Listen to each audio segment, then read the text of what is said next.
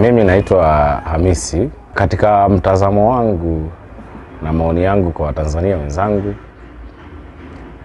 tuende Oktoba tukatiki, na pia tumchague kiongozi ambaye tunamhitaji. Hasa katika malengo yangu, ningeona angebaki tu mama madarakani na kusudi kuimarisha amani ya nchi yetu.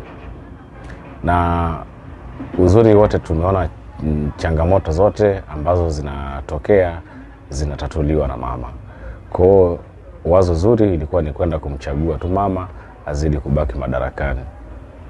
Ndio alikuwa maoni yangu kwa leo. Na ndugu zangu walioko hapa, tuimarishe amani ya nchi yetu, kwa sababu mama akiendelea kubaki madarakani. Hilo ndio lilikuwa wazo langu la leo.